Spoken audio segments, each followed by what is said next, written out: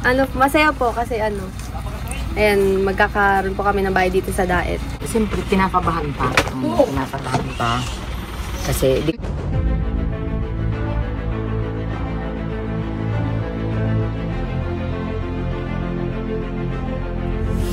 ayun, shoutout guys, muli po, welcome to my YouTube channel. Ito po si Kuya July, ang inyong katugang, ang inyong kalingap na muling buwabati po sa inyo ng magandang araw, magandang gabi.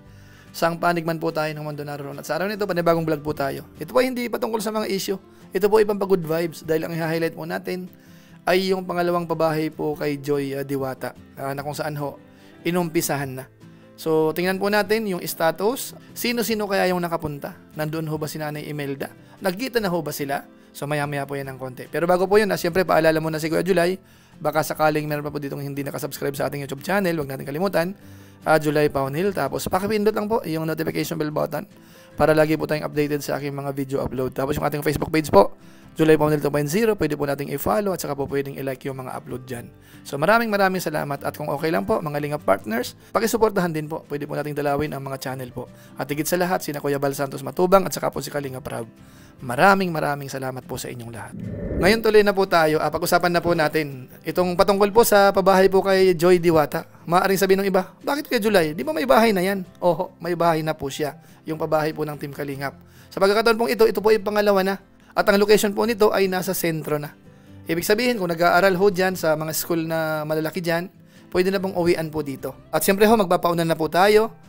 Isipin ho natin na ito po ay alam din po ni na Kalingap Rab. Huwag po nating isipin na baka hindi alam. Kasi nandyan naman po si Kuya Andy. At saka po yung mga sponsors po nito. Sa tingin naman po natin, hindi naman po yan mga ngahas kung hindi man lang ho magpapaalam kay Kalingap Rab. Kaya sa ngayon pa lang ho, isipin natin, nagpaalam naman po sila para umpisahan ho itong pabahay kay Joy, yung pangalawang pabahay. Kaya sa ngayon ho, uumpisahan na po natin. Good vibes po muna tayo ngayon ha. Yung mga issue ho ay kalimutan po muna natin yon.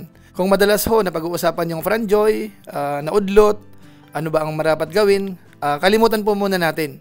Concentrate po muna tayo dito po sa babae ni Joy. Ano po, so umpisan po natin dito po sa pagsilip sa location mismo. Kasi nandoon na po, may mga hukay na po para sa poste. At diretso po tayo kay Kuya Andy. Ano ho ba ang masasabi po nila patungkol po dito? Ayan po si Kuya Andy. Shout out si Kuya Andy. Ayan po si Kuya Andy. Ayan po. Ito po mga Kalingap, ang scouter po ni Joy Diwata. Kumusta ka Kuya Andy? Okay lang naman, sa awa ng Diyos. Ayan, shout out po sa inyo lahat. Anong pakiramdam mo ngayon Kuya Andy na kapabahayan ulit? Uy, sinira mo yung bahay ni Joy! Wala buttonboard lang yan. Anong pakiramdam mo Kuya Andy na papabahayan ulit si Joy Diwata dito sa Daet? Yan ang napakaganda mong tanong. Alam mo kung bakit. Kung masaya man si Joy, masaya ako, masaya mga sponsor, at siyempre, masaya sina Kalingap Rab, Kuya Bal at Edna sa pabahay na naman ito. O kaya lubos kahit na ako masaya ako eh, sobrang saya ako para kay Joy. Lubos ako nagpapasalamat unang-una sa ating mga Panginoon Diyos, kay Ama, kay Ala, siyempre kay Kalingap Rab at kay Kuya Bal, kay Ate Edna, dahil kung hindi naman sa kay Kalingap Rab ay hindi naman talaga magkakaroon ng mga ganitong biyaya si Joy Diwata. At siyempre nandyan din ang mga putihing sponsor ni Joy Diwata. Opo. Yung mga viewers na walang sawang sumusuporta na nanonood kay Joy. Salamat na maraming sa inyo lahat. Salamat talaga at patuloy niyo suportahan talaga ang aking sinasabi. Kuya Bal at Edna, Kalingap Rab, patuloy niyo suportahan. At siyempre ang buong ating Kalingap, katulad itong isang napakasipag. Napakasipag na ito. Masipag po ito talaga sa totoo lang mga kababayan. Thank you kay hanga ako dito. Sir Andy Kayakap. Andy na lang, wag na sir. Hindi bagay sa akin na sir. Pero sobrang saya mo Kuya Andy para sa pamilya ni kay Joy, Nanay Imelda, masaya ako. Grabe. Dahil sa totoo lang, biyaya ito sa kanila. Oo. Si Joy naman hindi makikilala. Sa totoo lang po mga kababayan ha. Si Joy po hindi makikilala yan kung hindi kay Kalingap Rab. Sa Team Kalingap, no, di ba? Bagamat scouter po ako. Siyempre, kung hindi din dahil sa'yo. Oo, bagamat scouter po, bagamat scouter ng Joy Diwata, ay nandito ako para umalalay lang sa kanila. Pero believe ako dito guys kay Kuya Andy, on and off cam, andyan po siya para sa pamilya ni Joy Diwata. Opo. Sabi nga po, binisita namin yun si Nanay Imelda. Oo. Sabi nga daw ay, araw-araw ka daw nadaan dun. May liba naman minsan. Ay, may liba naman, may absent pala. Basta pumunta ko na Santa Elena, dadaan ako doon. O walang camera yun, ano lang yung kwentuhan. Bisita lang. Bisita, oo, yun ang ano doon. Grabe, salamat Kuya Andy ha. Salamat. So ayun mga kabayan po natin, yun po si Kuya Andy. Dinalaw po sila ni na Kalingap Ian. doon sa second channel po ni Kalingap Rab, yung Kalingap Tahanan. At yan naman po ay madalas talagang pinupuntahan din po si Joy kasi nga po si Joy ay scholar din. So tamang-tama ngayon, kumbaga, importante po yung groundbreaking o kaya yung pag-uumpisa ng construction. Kaya halos lahat po ay nandyan, mga kabayan po natin. So ngayon po isunod natin sandali si Nanay Imelda kasi nga po present po siya dyan. Ano nga ba ang kanyang masasabi po patungkol dito? Nay, grabe Nay! Kumusta kayo, Nay? Okay. Kakagaling lang po namin kahapon ng Nanay, binisita po namin siya. Ayan, ngayon nagkita kami ulit. Uy, long time no see, Nay. Nay, long time no Nay, see. namiss kita, Nay. Miss ka namin. Sa kahapon ah. Namiss kita, Hindi Nay. pa din nalalat yung saging. Di pa dinala. Ay, grabe pala sama ng loob ni Nanay, guys. Di pa dinala lahat ng saging. Sorry, Nay, ha. Pero, Nay, ano na. Pinirito na namin. Natrito na. Nay, groundbreaking po ninyo ngayon dito sa pangalawang pabahay para sa family nyo nila Joy Diwata. Ano pong feeling? Ano pong nararamdaman niyo? Siyempre, kinakabahan pa. Kinakabahan pa. Kasi di ko sukat akalain na magiging dalawa yung bahay bago namin. Kaya, masaya ako. Para sa anak ko. Saka hindi lang po ito na para kay Joy. Para din po ito siyempre sa inyo, no? Grabe na yung malaking tulong ito, Pinakaano sa kanya, parang tulong sa kanya kasi nga, hindi na siya mag-uupo pagka ng apartment. Saka para sa future si Joy Diwata, may bahay na siya. Kumbaga ang papagawa niya nilang ay dream house. So ayun mga kabayan po natin, yan po si Nanay Imelda. At nakita po natin, mukhang relax na relax naman po si Nanay Imelda. Mukhang wala naman pong problema, ano? At bakas po sa kanyang mukha, yung kasiyahan. Dahil nga po panibagong pabahay na naman po yan, mga kabayan po natin. At siyempre po, hindi mawawala si Joy Diwata. Pupunta naman po natin siya. Ano naman ang kanyang masasabi patungkol po dito? Ano Joy, anong masabi mo Joy? Magkakabahay kayo dito Joy. Masaya po kasi ayan, magkakaroon po kami ng bahay dito sa Daet. Siyempre, di ko rin naman po in-expect kasi may bahay na po napagawa na po kami nila Kuya Rab ng bahay sa Labo. Excited din po ako kasi ayun na, nag-start na yung paggawa ng bahay. Hindi na po kami uupa. Hindi ka na daw kasi nauwi kaya paggawa na lang kayo dito, di na nakakawin. For good ka na dito. Pero po kasi sobrang busy po ni Joy. Alam naman natin, pag nursing student, sobrang busy. And ito po si Joy, hindi lang siya basta estudyante. Isang masipag, matyaga, at magandang estudyante. Grabe! Grabe yung dagdag ah. Grabe yun ha! Nai-imagine mo na ba kung anong itsura nitong bahay mo dito? Opo, na-imagine ko na. Na-imagine mo na? Na-imagine ko maganda talaga. Maganda. So bakit? Kahit ako naman, kahit anong itsura pa yun, magagandahan talaga ako eh. Basta may sarili ka. Basta may bahay. Feeling ko kulay cream. Green. Cream. Bali parang feeling ko sa pagkakabutas-butas. Yun pala yung Dalawa, tatlong kwarto.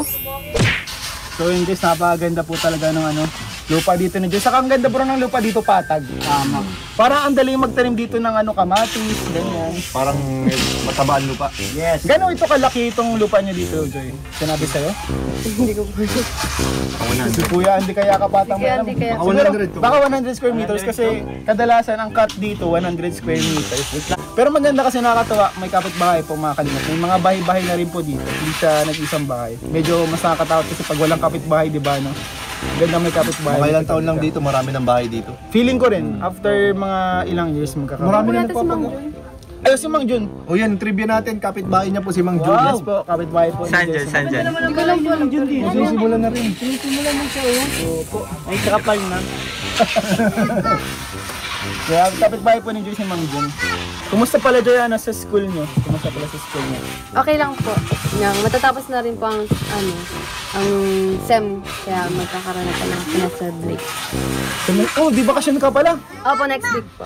Next week bakasyon swimming tayo? Anong plano natin? Anong plano natin dyan? Baka naman. Maka-swimming tayo dyan. Gano'ng katagal yung bakasyon niyo?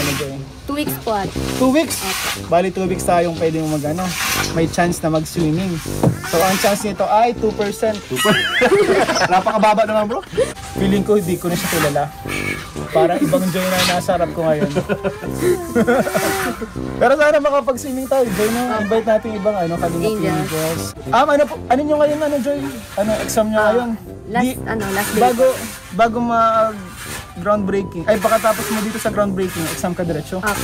Okay lang sa'yo, hindi ka nagbabasa-basa, baka kailangan mo pang Okay, mag-review. nagbasa naman na po kami kanina. Kamusta naman yung yung mga previous na exam mo? Palagay mo pasado naman? Pasado, ma'am. Yan po si Joy at ang kanyang classmates. Project manager talaga. Okay lang. Ayan po ang boyfriend ni Joy. Ay, hindi ah. Boyfriend ka ba ni Joy? Hindi po. Ay, hindi ba? Hindi. Kala ko siya na. So ayun mga kabayan po natin, yan po si Joy Diwata at masasabi natin, kitang-kita natin yung saya. Ano po, bagamat yung itsura ni Joy dito parang iba po yung yung dating. Hindi ko alam kung nasa camera lang po Basta sa tingin ko po may pagbabago sa itsura niya. Ano po? So i-comment niyo po sa baba, ano nga ba ang kaibahan? Bakit parang iba yung dating sa akin? Ano po? Pero siyempre po maganda po si Joy siyempre.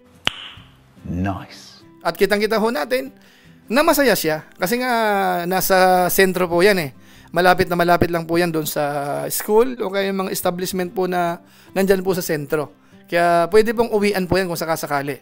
So masasabi lang po natin dito, una, maraming salamat po sa mga sponsors. Alam ko po, sila ho ang gagastos dyan at hindi ko lang po sigurado kung magkano po ang budget.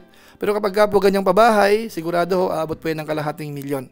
Maraming salamat po sa inyo. At siyempre po, kina Kalingap Rob, dahil pinahintulutan naman. Pumayag sila na ito ang plano. Maraming salamat. Kung nagkaroon po ng mga sponsors, yun naman ho ay dahil na i-vlog po ni Kalingap Rob si Joy, mga kababayan po natin. At siyempre po, ang scouter na si Kuya Andy, na alam din po natin, marespeto rin po yan sa Team Kalingap. Kaya kahit pa paano ho, nalaman natin na siya ang mag-aasikaso niyan, malaki po ang tiwala natin sa kanya. At sigurado po yan, kung sakaling may mga concern, yan po ipapaalam sa mga sponsors, kina Kalingap Rob. So pagdating po sa bagay na yan, wala po tayong problema. So ang isa po sa napansin ko po dito, medyo related po ito sa nakaraan. Ano po? Kasi dito ho, si Joy ay bakasyon. Ibig sabihin ho, may time na po sila ni Nanay Imelda na magkausap po ng matagal. Actually po, nandyan si Nanay Imelda, magkasama na po sila. Kaya sa malamang, nag-usap na po yung mag-ina. Kung hindi man po patungkol doon sa mga hinihintay po ng marami, baka sa ibang araw. Kasi nga ho, ilang days din na wala hong pasok si na Joy.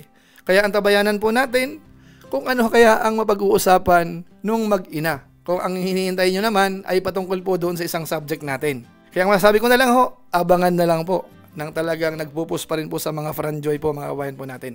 So maraming salamat po sa inyo. Yan lang po muna siguro ang ating mixing reaction video po. Hina-highlight lang po natin yung pangalawang pabahay po kay Joy Diwata na kung saan ho ay nagkaroon po ng groundbreaking, start po ng construction. At tingin ko po, mabilis yan. So maraming salamat po sa inyo. Yan lang po muna siguro ang ating mixing reaction video po. Patungkol nga po kay Joy at kita-kita ulit tayo sa mga next vlog pa po natin. At kung inyo po itong nagustuhan, pakishare na lang po. At huwag kalimutang mag-like at sana huwag pong mag-i-skip ng ads. Maraming salamat. So muli, ito po si Kuya July, ang inyong katugang, ang inyong kalingap na pansamantalang nagpapaalam po muna. Kita-kita ulit tayo sa mga susunod ko pang vlog. Maraming salamat sa inyong walang sawang pagsuporta po sa ating YouTube channel. Pagpalain nawakin ng Diyos, mabuhay tayong lahat. God bless! Bye-bye!